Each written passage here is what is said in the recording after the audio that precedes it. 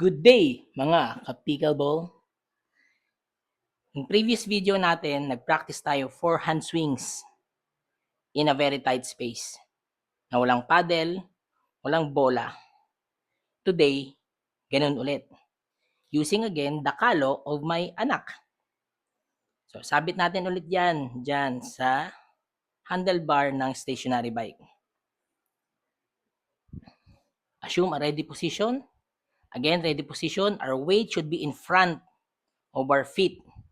Okay, so parang tatalon ulit. Para tayong tatalon. Parang, wag. Mahirap kasing kumilos pag flat-footed. So, sa backhand, dalawang klase kasi. Merong single hand, meron din kasi nagbabackhand na double or dalawang kamay ang ginagamit nila paghawak ng paddle or ng racket. Kasi halos similar kasi sa tennis and yung pickleball. Okay? Or any racket games na nagamit ng backhand, yung iba sanay na dalawang kamay, yung iba single. Okay? So pares kong ipapakita sa inyo kung paano gagawin yon. Okay?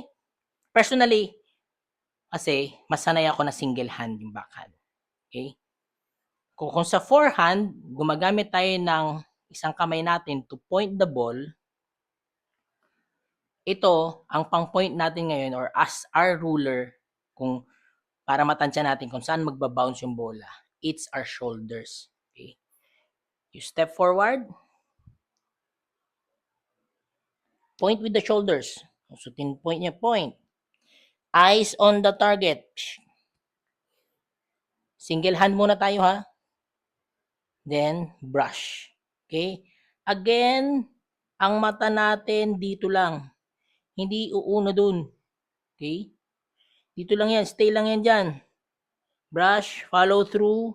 Then, that's the time ka titingin doon. Okay? Again, slow motion. Point with your shoulders. Step forward. Brush. Okay? Follow through. Important guys yung follow through. Bakit? Pag kasi tinitigil nyo lagi yan dyan, mapa-slice man yan, tira nyo, mapa-flat ball, mapa-top spin man yan, always follow through guys para makaiwas tayo sa injury ng tennis elbow kasi dito yung magsasuffer eh.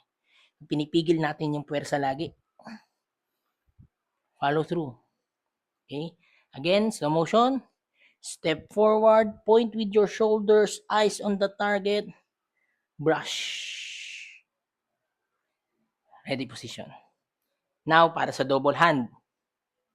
Yung mga naghawak ng dalawang kamay. Powerful actually guys yun. Yung dalawang kamay, imaginein mo, kung malakas na nga ang isang kamay mo, ano pa kaya yung dalawa? Malakas yan, powerful yan guys. Pero kasi ako, hindi nga ako sanay kasi parang masyadong masikip, hindi ako makakilos. So single hand yung pinapractice ko. Pero I can still show you how to do it with double hand. Okay, same ready position. You point again with your shoulders, eyes on the target, brush. Ang difference lang, sa follow through, sa single hand, gaganon yung kamay.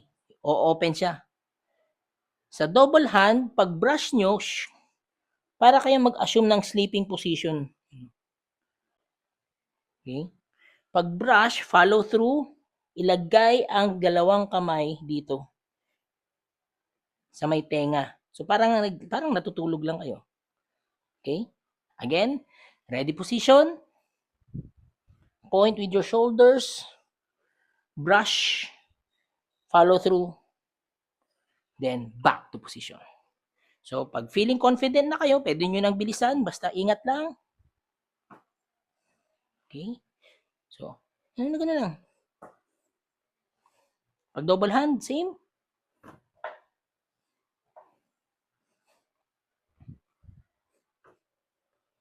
Okay? So, pwede nyo mas bilisan pa. Pero syempre, extra careful. Baka tumama yung kamay nyo sa handlebars or kung saan nyo man isasabit. Okay? So, again. Double hand. Ready position.